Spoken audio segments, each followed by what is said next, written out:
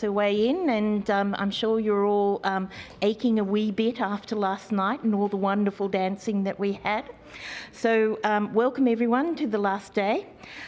Just a couple of announcements. I'd like to thank Sage, who's the Platinum Partner, for the support of the conference, and also throughout the whole conference time. Your Twitter hashtag for this session is on the side, so do please join in the conversation. Something else that just want to mention, if you've been using the app, don't forget there is a rate this session option that you have, and it's very helpful for the organising committee to know how the papers have gone and how you've enjoyed everything, so do please use those options. So we're just about to close the doors.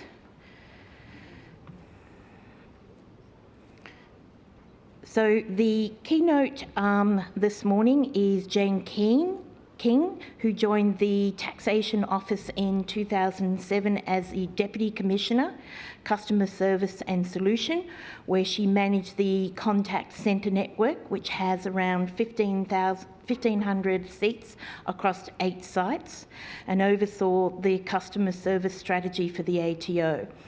Jane oversaw the transformation of the ATO call centres into a multi-channel contact centre environment, serving its customers and most inbound interactions.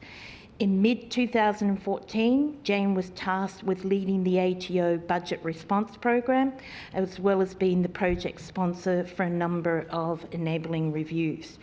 Jane undertook the Chief Information Officer role in the Enterprise Solutions and Technologies from November 2014 to December 2015. Jane has recently been appointed as the Deputy Commissioner for the Design and Change Management business line.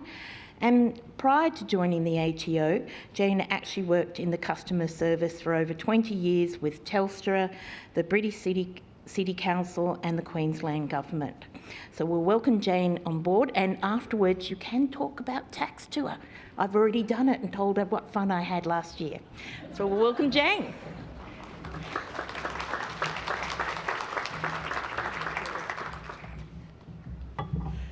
Thank you. Good morning. Don't ask me too much about your tax. I have a customer service background, not an auditor's background, which often means I'm okay at the party versus some of my colleagues. Hopefully you're all bright-eyed, bushy-tailed and ready to go this morning. I always have the privilege of being the speaker after the night before.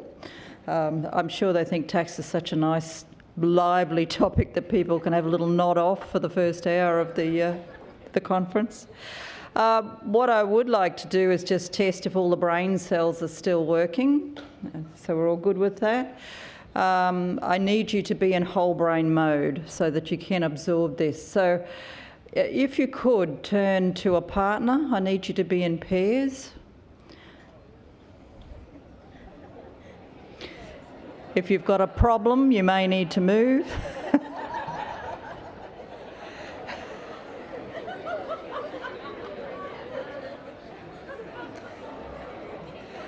That was the first test. All good? Okay, so we'll do a couple of rounds. The first round, very easy. I need you to count to 3. I'm sure most of you will be able to achieve this, but we need to do it in order. So could you please decide who's number 1 and put your hand up? Okay, so the way we'll do this is we'll go 1, 2, 3, 1, 2, 3, 1, 2, 3. Got it? Go. Sorry, I'm clearly not giving the instructions as I should have. So number 1 says 1, number 2 says 2, then back to number 1 for 3, back to number 2 for 1, yeah? Go.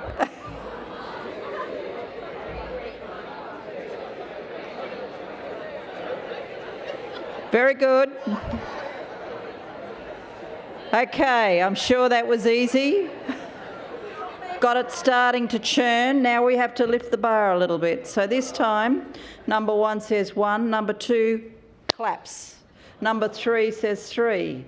1, 2, 3, right? So it's 1, 3, 1, 3. Got it? Go.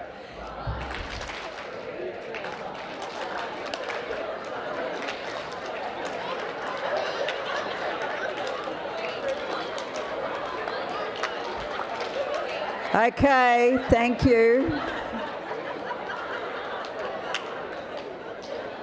So counting to 3 is now lift up to another level of complexity, I'm gathering. And some of you may be querying your decision about the partner you've chosen.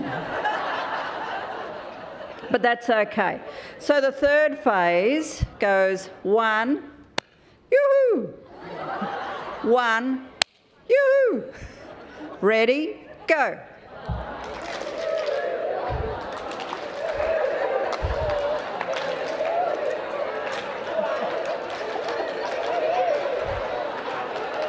Okay.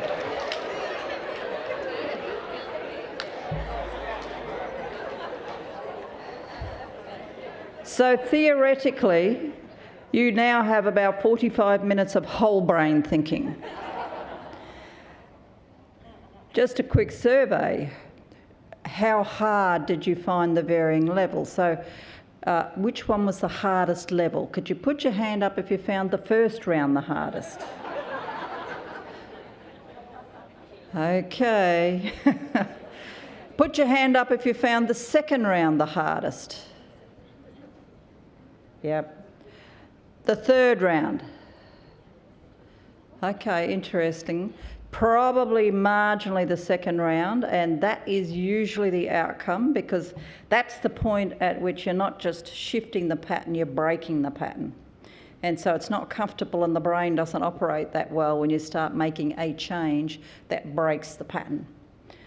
So very small exercise, hopefully gets the brain functioning, hopefully. But a little bit of a demonstration on how difficult it can be to make those changes. So, Tax Office. Yes, I'm Jane King. I'm from the Tax Office, and I am here to help you. And that is our entire organisational aim in life, to convince folk we're actually here to help you, not just catch you, which I know is a sort of an underlying theme for many folk within the community. Birth, death and taxes are the three things in life you can rely on. First two are usually inevitable. The third one, some people try to not make inevitable. We clearly can't understand that, but it's something we work toward helping them realise that it is going to be inevitable if in fact you need to do that. So, just a quick overview of who we are and what we do. Our mission in life is really to ensure that there is a willing participation within the environment. So we're not seeking to bring down the sword, so to speak. We want to convince people that tax is sort of the price of a civilised society. And if we all contribute our fair share, and that's all we're looking for, then indeed we will contribute to economic and social stability as well. As an organisation, obviously we're keen to be seen as contemporary, efficient, effective. We'd like to think most people don't still have in their heads long grey socks, little, caps and grey cardies as of the past. We are a very different organisation, as is most of the public service. So we're very keen to put forward that image, if you will, of a slick contemporary organisation, which is interesting within the context of our environment and our history. Few fast facts. We collect a lot of money, a whole heap of money. In many respects, we operate like a very big bank, except you can't make withdrawals whenever you like to. We employ over 20,000 staff, and we're spread across Australia. So unlike a lot of the federal public services, we're not primarily based in Canberra. In fact, we have a very small set of people in Canberra. Most of our people are spread across the countryside. So quite different in that respect. We have lots of different customers, and they're all looking for different needs and different support mechanisms. we have a lot of flow through, so a good 8.5 million, for instance, phone contacts per year. That's in, probably about the same out, and we process some big numbers. So a lot of people looking for support, assistance, education, etc. from us. So it's a fairly big operation at the end of the day. We have gone into something called reinventing the ATO, and essentially that is to transition us from the grey cardie, if you will.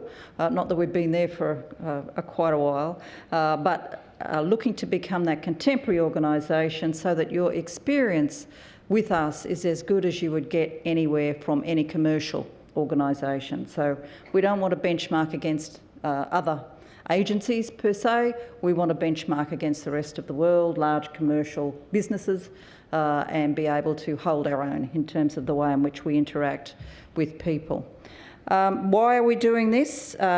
In this pack is quite a few videos that are homemade, so to speak. So the internal ATO videos that we put together to help our folk understand why we're changing, what we're doing and how it's progressing. So this is a little one we put together which we take around to our staff as part of their help in understanding why do we need to make these sorts of changes.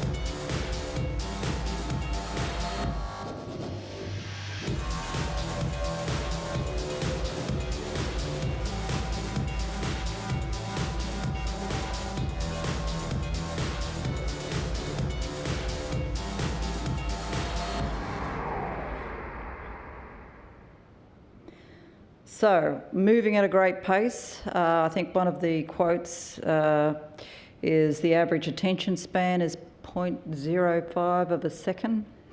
Apparently a goldfish is 0.06. So the goldfish has finally won. So not only will they be our customers, but they're also our staff. So we need to understand what makes them tick and how we can leverage and take advantage, both from a service perspective, but also from a resource perspective, that sort of a shift. Obviously, it's not the only thing that's happening. We do a lot of future scanning to understand what else do we have to get ready for. There is a lot more coming. Jobs will be fewer. In fact, a futurist, I think a few months ago, suggested at some stage in the not too distant future, probably 80% of us will not be employed because of the technology shifts that we're seeing, which brings with it a whole heap of interesting connotations, not only for society, but also for the taxation systems, and how does that operate going forward. Gig economies, skill groups sitting in different spaces. So Australian Public Service only hires Australian citizens. That's one of its prerequisites. However, what we're already finding is some of the skill we're looking for doesn't exist in Australia.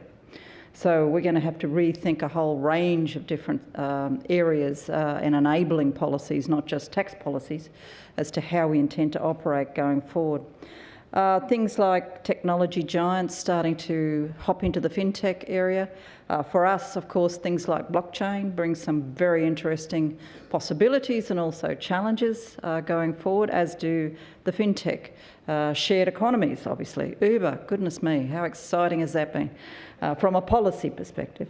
But we keep saying to people, hey, if you think that's the problem, what about all these automatic cars that are coming through? That's really a whole different proposition. It already exists, it's up and running, so you're looking in the wrong spot. And I guess that just represents the pace of change that's going on. And if you get yourself too tied up in one little area, you're going to miss the whole show, because there's an awful lot coming through, and you have to know how to step back and think about all of it coming through.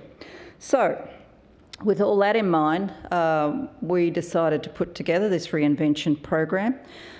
We've essentially stacked it into three main areas: the client experience. So, what does that mean? And the staff experience. So if we're going to change that client experience so dramatically, what do we have to do for staff to ensure that they can actually match up that delivery mechanism or shift in capability that we need to bring about? We've separated our focus into 6 main areas from a strategic program perspective, I guess. And that's things like around our data, our Smarter Data program, which I'm sure you'd be aware, we have a lot of data in the tax office, mountains of it. The trick here, of course, is combining it with other data and turning it into something that's really useful. And that is something that we do quite well, but we're continuing to work through on that issue. We also are very keen to work with our partners, and I guess partners in the past have been sort of the back end of the process, if you will. So legislation is determined, we have to deliver it, and you get on with it, and this is what you've got to do. In recent times, we've gone, actually, we need to treat our partners and understand that we're not the centre of the universe, much to our horror, that the tax office is just a wheel of a very big ecosystem. And so we need to understand how to partner, because it's not one of our strengths, and we need to re-establish relationships with tax agents, with software developers, because that's the space, of course, that we're very keen now to shift to. Don't build it all your own. And a whole range of other folk, banks, liquidators, all sorts of people who are in this system, as well, of course, as our clients. And not forgetting, 3 years ago, we didn't have customers. We had taxpayers. And that's a very different concept. And so suddenly, if you're starting to think customers in a regulatory environment, you go, how's that going to work? You know, how do you become client-centred when you've got a product that not necessarily everybody is camped outside your door from 1 a.m. in the morning to make sure they get in and get their fair share of it? So we have to think through very carefully what that means in our context. So we have some really good strategy work underway, but at the centre of it, of course, is culture. And we do come from a very traditional culture, over 100 years of doing things the way we've done it. And as you learnt this morning, you cannot change culture overnight. As we know, strategy's great, but the famous saying, culture will eat strategy for breakfast every morning. So we do a lot of work on the cultural side to try and get it right. This is 101 organisational culture. So for those of you with far more sophisticated views, please bear with me. Again, though, this is a discussion we can have with our staff, basically saying, look, you know, where do you think we sit in the scheme of things? And if you look at the arrows, it's really about internal focus versus external focus, and it's about the stability control mechanisms versus the flexibility and movement in a market sense, if you will. And so we often have those discussions around where were we, where do we need to be? And clearly we tended to be at the clan hierarchy end of the scale, if you will, quite internally focused and very rules-based. So now, do we want to be at the far end? No, we don't. We're an organisation that needs to have high security, high integrity, and the community need to have high confidence. But what we do want to do is to be able to use the capabilities at the far end as and when appropriate. So be adaptable, be able to operate in those more commercial environments when it's appropriate to do so. But still keeping in mind the security requirements that are expected of us, as well as us believing it is absolutely a necessary thing for us to go through. We went through a fairly extensive process, got externals in, did modelling, all sorts of stuff to say, well, where are we now? This is some 3 years ago. And what you're seeing there are the attributes that were identified. They're not all bad, it's a mix, but as you might expect, we've got things like bureaucracy, risk adverse, hierarchy, silo mentalities. Now, can I say I don't think that's peculiar to the ATO. I think there's sorts of attributes that happen in very large, well-established organisations who've been around for a while, and not just government. There's plenty of commercial organisations that are in the same boat as we are, which has been a really interesting discovery on the journey. So then we went through a process of talking to all of our staff, doing lots of focus groups, and asking them, well, what do you want? What is the culture we want to develop here? And you see those on the other side, the 5 areas that they've come back with to say, we think we need to look and feel like that. Again, we've had some of our staff put together a short video to try and help folk understand what does that actually mean. In the words of an APS 6 staff member at the ATO, culture is our essence. That makes us who we are. Let's talk about our culture and how we'll raise the bar. It's more than just behaviours, our mindset, what we say. It's every little thing we do and what we think's okay. Culture's like our heartbeat, and it's definitely the key to determining our future, to be who we want to be. So what do we need to think of to help us all to thrive? We asked you for our culture traits. You told us there are 5. Client-focused means our clients are the centre of it all and focused on their needs, no matter big or small. United and connected. One team, one side, no doubt. Delivering the right outcomes both internally and out. Next is empowered and trusted, encouraged to be our own and exercise our judgment for our vision to be shown. 4 is future-oriented, being flexible to adapt to now and future challenges, territories unmapped. Finally, we're passionate and committed to everything we do. We strive to make a difference that's lasting and that's true. These are the principles we stand for, the traits that we defined, to lead us towards our future and make culture the bottom line.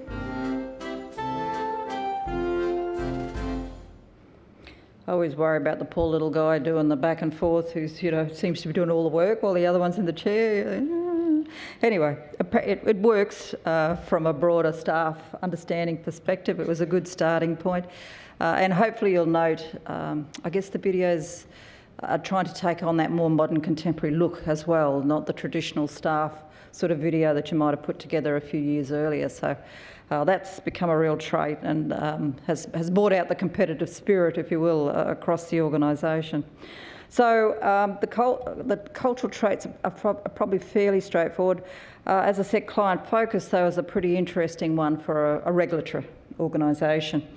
And at its surface, it's fairly easy. So we do a lot of straightforward interactions. So we have a very clear philosophy about how that happens.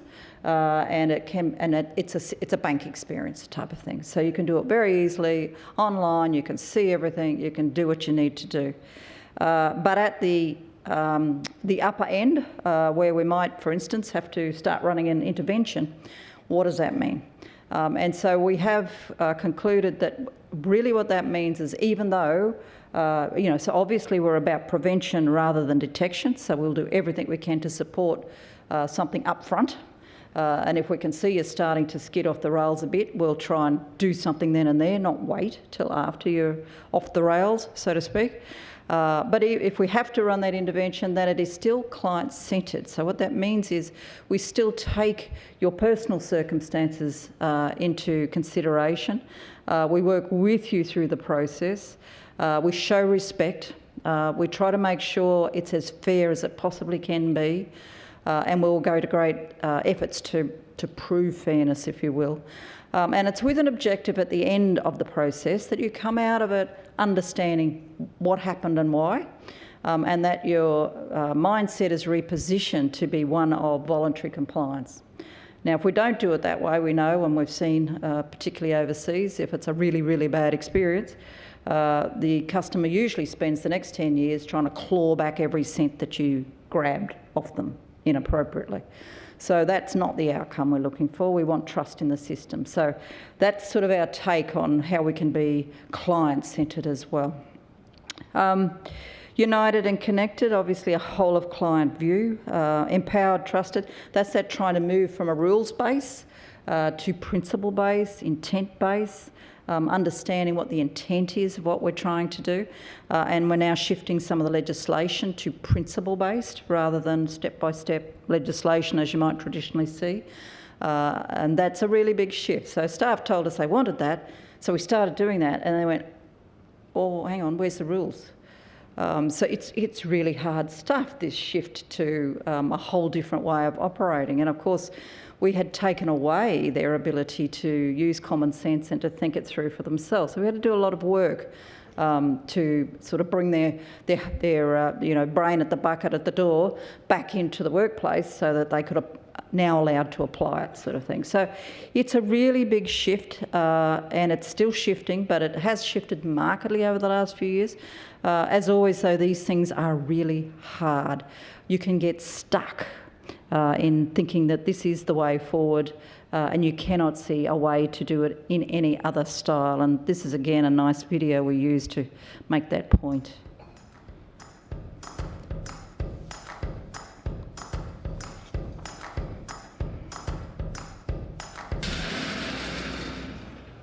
Whoa, that's not good. Oh, I don't need this. I'm already late.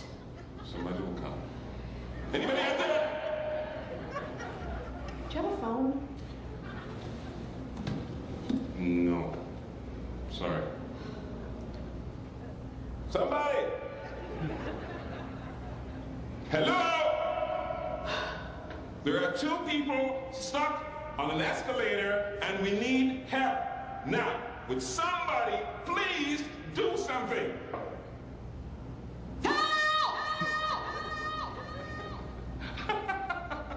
I don't believe this. You gotta be kidding me. I'm gonna cry. No. Well, there's not enough left to do, is it?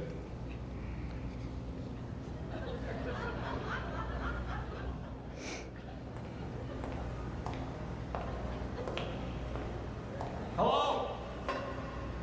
Hey, don't worry about it. I'll fix it in a second. He said he could fix it. All right. All right. That's more like it. He says he can fix it.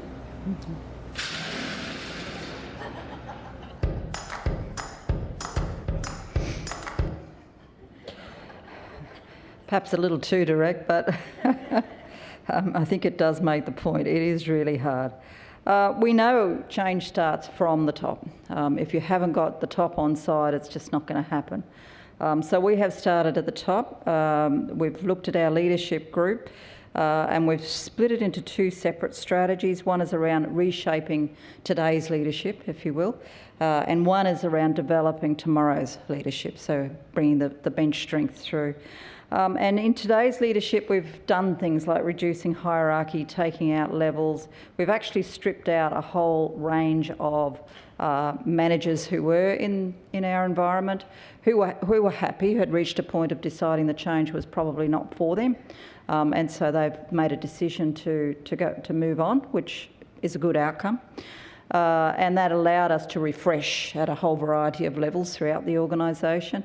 The little bit of my CV read out around the budget response program is code for about 4,000 redundancies that we put through in about 4 months. Now that was in response to the budget requirements from the government of the day, but it actually also, we used it wisely to ensure that we were targeting the right levels and capabilities that perhaps were reducing across the organisation to ensure we had the space to both refresh from a capability and leadership perspective. So a lot of work happening in that leadership space and a lot around bringing through the new leadership cadre. What I would say though, and this is just a little snippet you pick up off Facebook and various places like that, but it does make a lot of sense from my perspective. I've been in the change business for some 20 years, so change is my business. And I think these are the sorts of characteristics that we need to focus on going forward. And it is that think differently, think big. Don't just look at the next incremental thing that you're talking about. As I mentioned before, if you just focus in one area, you're going to miss the main game. Be vulnerable. That's that lose your risk adverse. Think about the risk reward curve here. How far can you take it? Identify strengths. A lot of developmental programs tend to identify your weakness or area for development, whereas really what we're saying here is if you've got strengths, build them even further, because through diversity and teamwork and shared leadership, you can get the full range of requirements across your team that you need. But if you're really good at something and you can be better, go for it. Don't just talk the good game, make it happen. And I remember in my youth, we used to have a few names like, the reflector, the person who's always looking into it. It's just not going to work anymore. It won't, particularly with the new generation, it's just not going to brush over as well as it may have or been forgiven in the past. Understanding your role in transformation is a privilege. A lot of leaders look upon change as a difficult period of time, something they have to work their way through. It is a privilege. You're going to see something much different and much better, and you wouldn't be doing change if it wasn't to make things better somewhere along the line. Be watchful. Don't underestimate your impact. Often folk who lead change can be obviously very visionary, so they can see it. But not necessarily everyone else can see it. And so you need to be quite mindful about, is everyone on board here? They can also be quite charismatic, so people follow them blindly, but they will reach a point where they start questioning, hang on, what about me? What the impact, you mean it's going to impact me? So you need to be very mindful of that going forward. And don't be afraid to correct your course.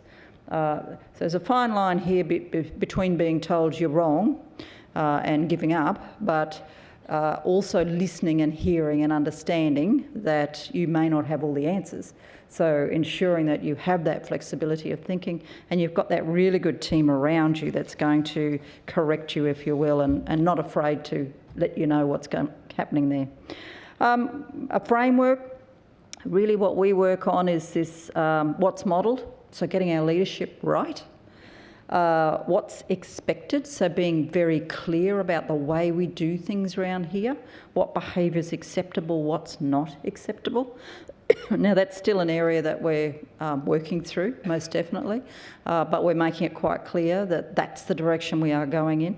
And the flow on from that is reward and consequences. So what's reinforced? Normally that would be called reward and recognition. So consequences is a whole different concept.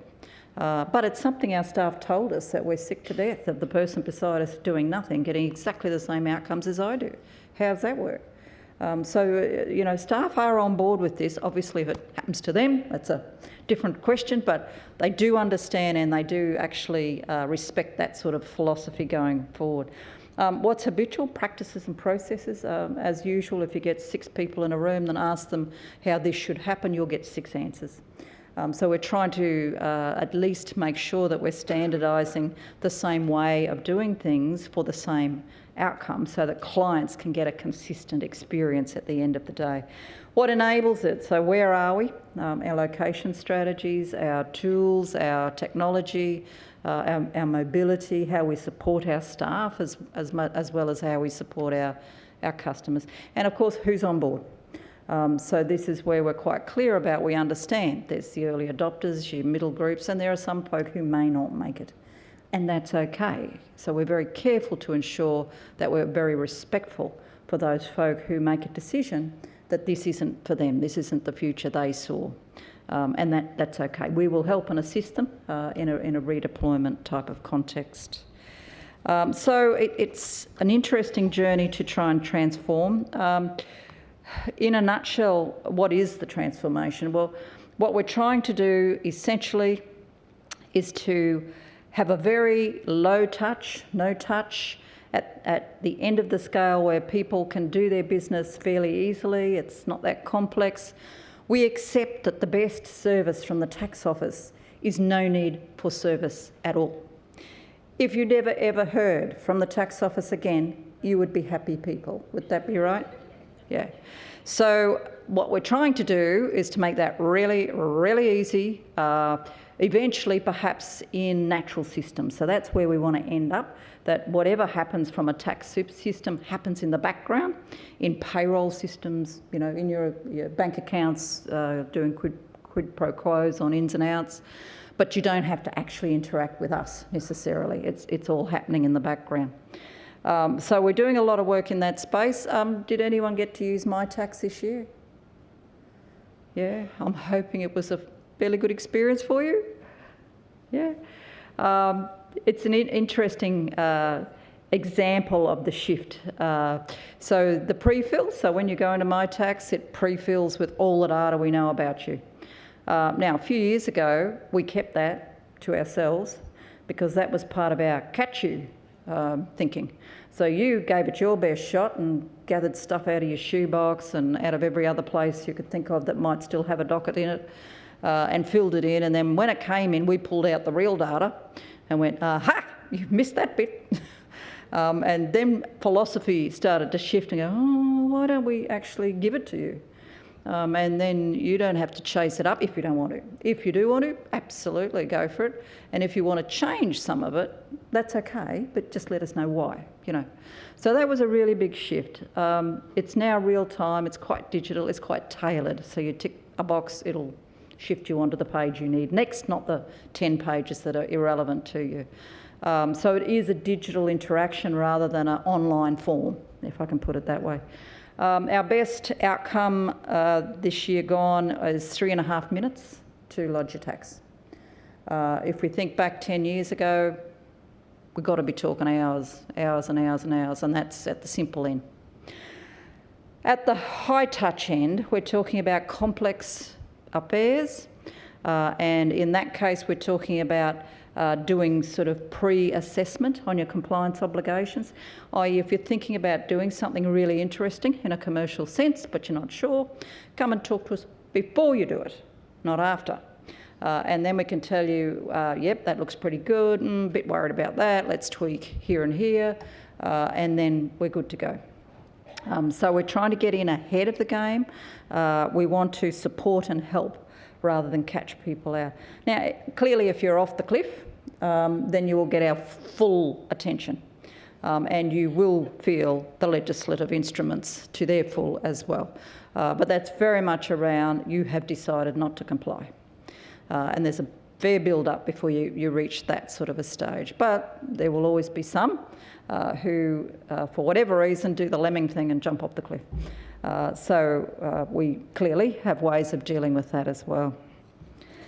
That is a big cultural shift. As you can imagine, we've had auditors for many, many years combing through line by line, so shifting to a client-centred philosophy of getting in before, not after, is an incredible shift. So As I've mentioned, we've refreshed the workforce to a fair extent, and we look for that diversity all around to make sure that we're getting every perspective so that we can develop the best outcome and experience.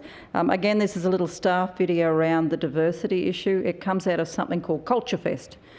So culture, in its true sense, Kulcha, the Australian version of culture. We had just under, I think it was nearly 3,000 people voting in this process.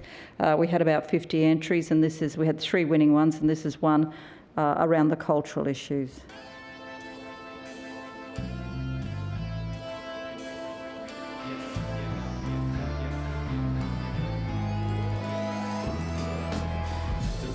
Fight from the 1st of July to 30th of June, providing services for you, reflection of the community in which we serve. All walks of life, living from Sydney to Perth, diversified 1st of July, 30th of June, working in the rooms, up in the building, representation of the earth. Children, it doesn't matter if your ancestor is Lithuanian or Canadian or Iranian or Ukrainian and Israeli or an Albanian. If you were a citizen, you were considered Australian.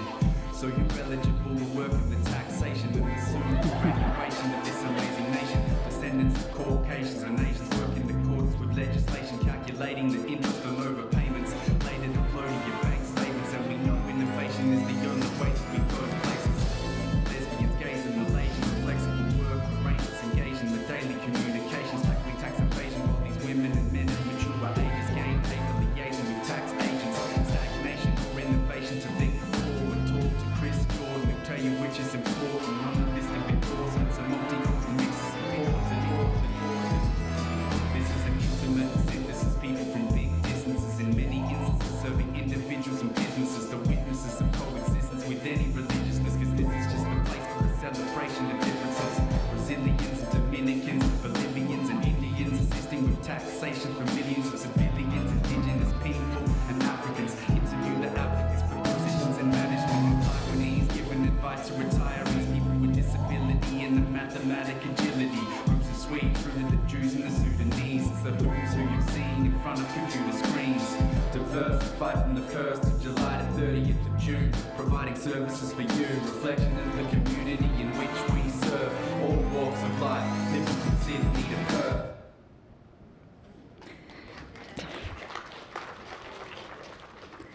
Yes, that's from Cosmo. I don't know that he's quite got the rap look thing happening, but a very clever young man. I asked him if we could play this here today, and he was absolutely wrapped in the idea. So, I guess the point there is you wouldn't have seen that video 3 years ago. It just would not have been able to be conceived as even permitted to think about doing something like that. Not that there was any rule, but, you know, in the heads of people from a cultural perspective, that just wouldn't have been a space we could go. So the next few slides are just showing you some of the, so you'd be pleased to know you don't have to look at the detail. All it's saying is, so my new role, design and change management, we bring together now understanding of who are our customers. How do we group them and think about them, and what do they want? So we've done a lot of work of bringing them together, talking to them, something really unique, sitting in their premises, observing them and how they operate, so that we can start doing service-based design, so from the outside in rather than from the inside out, which has been our tradition. Now, the tradition's there, of course, because we get legislation, we go, have to do it, right, how can we make this work, right, and you're on the end.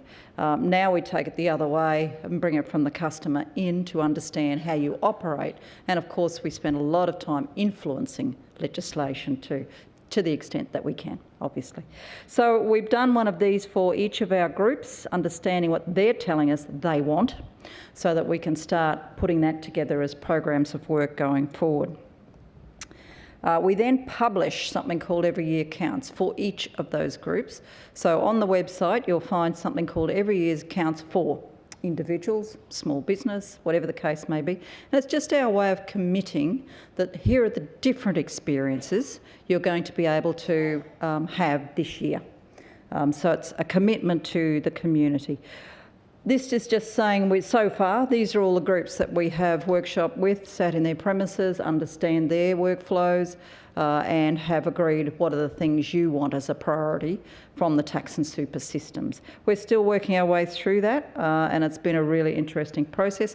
I guess our challenge is to bring it together too, in an understanding that from a whole of client view, you may well be an individual and a small business and a tax practitioner, etc., etc. So how does that experience start to come together? We also do it for staff. So we've run the same process internally for our staff to say, what is it you want or need from us to improve and ensure that you're able and capable of delivering this new way of operation.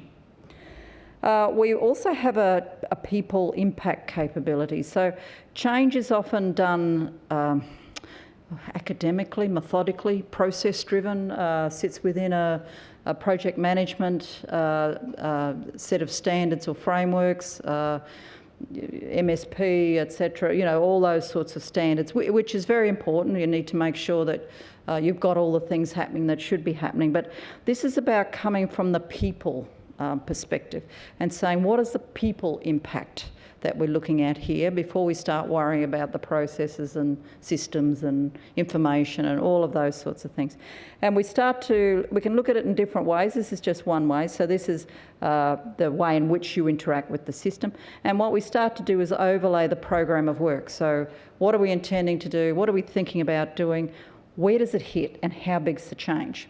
And it just starts to give us a graphic around are we hitting the same group 5 times from 5 different areas? You know, super, BAS, something else and something else. Is that all too much? And or if it's not too much, how do we do it in an integrated way, not blow by blow? We can also do it obviously from a timing perspective. Is it all happening at the same time? All of those sorts of things. So trying to come to grips with where we're up to from an impact perspective. And of course, we also have a design perspective, but we may have 3 options in design. Once we overlay a change impact view, that might help us make decisions about which way to go, because that might have a least impact, but same outcome, for instance.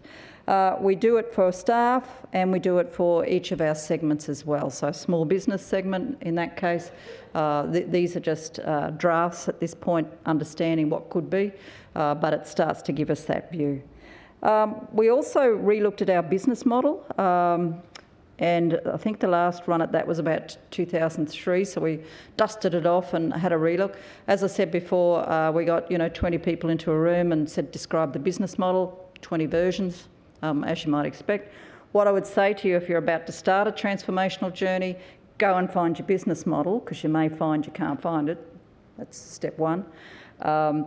Be clear then on what your current business model is. So make sure you get an agreed articulation of today's model.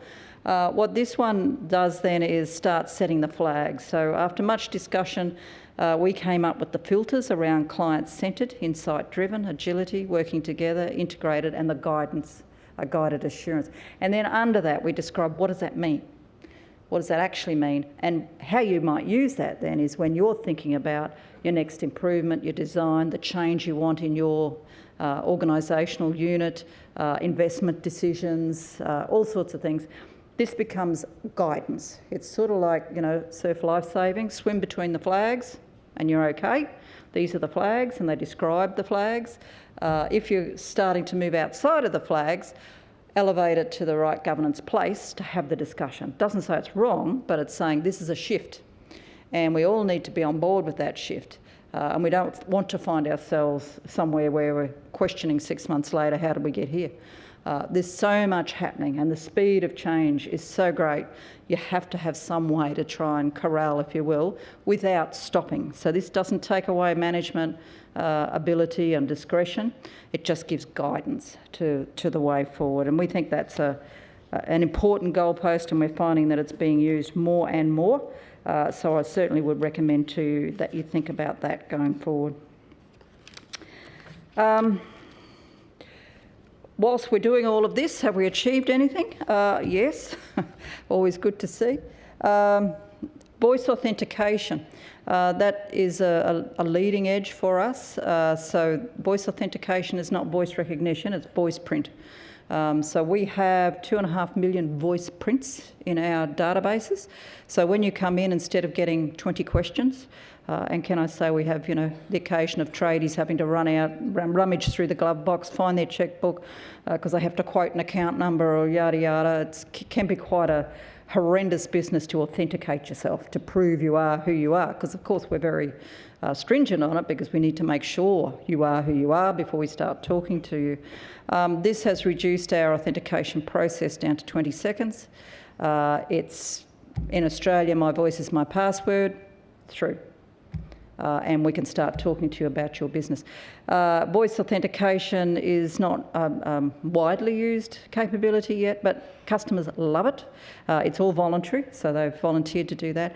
And we've now put it on our app. So that was pretty close to a world first. So yes, we have an app. So if you're on the move and you need to do your tax return right there, right then, you can't resist. It is able and available to you on the iPhone, and you can voice authenticate to go through to it. So some big business there. My tax, 3.1 million lodgements this year so far. We had 1 million in the first month, I think it was. We have done a lot for small business to make it easier for them to authenticate. We now have Alex, our virtual assistant, so it's sort of the first step in, if you will, to AI, albeit just more the assistant type end, but we are looking beyond that to understand. We think we've got some really good stuff that could go into the AI space. And with Alex, we've now shifted to our web chats. So we're able to do web chats and now screen share. So we can take over your screen. Now, we do realise that that could be a scary concept for the tax office to take over your screen. But essentially, it's the same as your IT area. So, if you're lost, you don't know where to find something, would you like us to take your screen and navigate you through? Yep, we would. That has really just gone in leaps and bounds. People love that as a service. So again, more and more, how can we give the same level of service? How do we get to the right end result? Another video just summing up what we've been up to.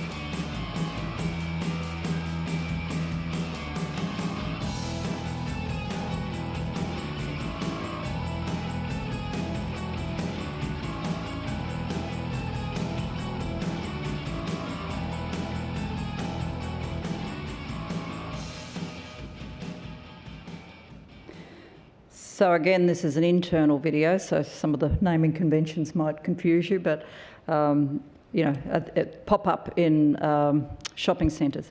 You can imagine it's really funny to watch people sort of, back to the shops sort of as they pass, going, "Oh my God, what is that?"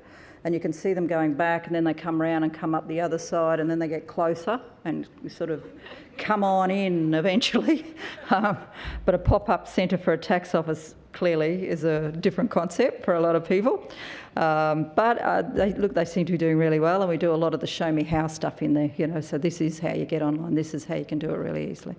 So look, I'll leave it for that for the moment and see if there's any questions.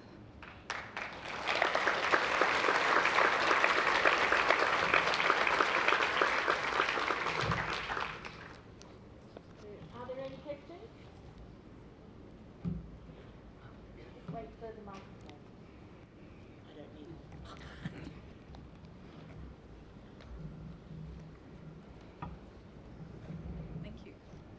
Thank you, that was just terrific.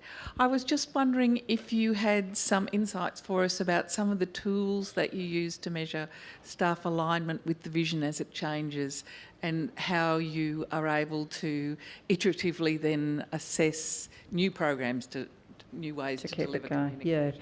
Yeah. So as I mentioned, we used an industry tool initially to understand where we're at, but we do pulse surveys then about every 6 months, and the pulse surveys are aligned to the cultural traits. So it's not, you know, are you happy, are you getting paid enough, etc. That comes out of the state of the nation sort of surveys, but these are directly attributed to the cultural attributes, and sitting under it are the descriptions that staff gave us, i.e. Do you feel valued? Do you think we're using your skills as well as we could? And so that gives us an indicator as to where we're winning, where we're losing, if you will. And we then, with staff, put together again some programs around, well, what is it that we need to do in addition to continue down that sort of a road. In the outside world community, the main thing they're looking for, to be honest, is fairness. Fairness is the big issue. And so we have been doing a longitudinal survey on that for quite some years, but we've been doing a survey and going, wow, that's interesting. In the last few years, we've gone, so what? You know, so what are we doing about that, and what's next? So now we're writing the program around what we're seeing is consistency. Whenever we do this element, it lifts. And so let's get the whole organisation doing that. And it's, you know, simple things like stop writing letters, pick up a phone. You know, and it gets more complex, obviously, as you pick off the easy stuff, but it does leap out at you that there's some obvious things that you can do around that fairness. Independence, obviously, is one of the other great things. So we do separate our review processes. Is that good enough? We'll see how that goes going forward. But yeah, we do have quite specific benchmarking tools to tell us. Digital capability, we have a benchmarking tool around digital capability, so we can keep measuring where our staff are up to, but also where the community's up to be able to use the services.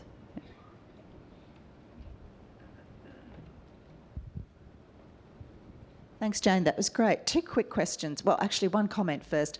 My business had an interaction with the tax department, the ATO, about 18 months ago. And apart from that small frisson of fear that you get when you answer the phone and they say, it's the tax office calling, the rest of the experience, which took a couple of months, was brilliant, I have to say. I can't remember who the person was that we dealt with, but the communication was excellent, the detail was appropriate, and the questioning was amazing. So, and the end result was good for me, which is why I can speak about it happily. But thank you. Yes.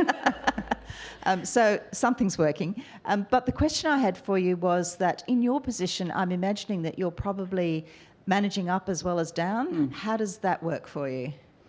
Probably the same as it works for most people. So, look, we're very lucky. Clearly part of our refresh was to refresh the whole of the senior management, which was a pretty big deal at the time. So 3 years ago, Chris Jordan came in. Chris is not only not born and bred inside the tax office, which every other commissioner had been up until that point, he also was not a public servant, which is just outrageous. And he came from KPMG. So, of course, the headline was Fox in the Henhouse. So it's a huge shift internally as well as externally for people to accept that somebody outside the tax office had the capability of understanding even the complexity of the systems, etc. But not only the commissioner, we then had 3 second commissioners who were all swapped out at that stage, various stages. But within a year, we had a brand spanking new leadership team, and we continue to refresh that going forward. So I'm fortunate in that we have a very dedicated and focused senior team who want this change to occur. And the government of the day had given us fairly clear feedback some years ago that they didn't think we were in touch. So that we've got some good driving forces. As usual, it's usually the middle rung that gives you some difficulty because you're shifting their whole reason for being. A lot of them, obviously, were promoted because they were the best at it. You know, they were the best auditor or the best assessor or whatever the case may be, and we're shifting all of that. So we do have to do a lot of support to help people reposition, shift capability, understand they still have a lot of value to give to the organisation. But it is still that, you know, herding up the cats because it is so big, geographically spread, all of those sorts of things with a long history.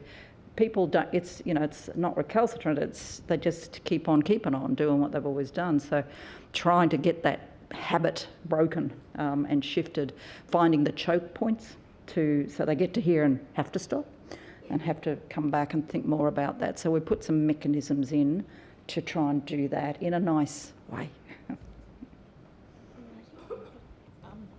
I think that's all for now. Thank you, everybody, for coming. And I think we could say that tax and the ATO is something that we wanted to find out about this morning.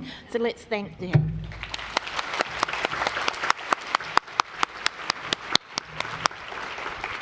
So just one last thing before you all leave. Do take time to visit the exhibition while you're here.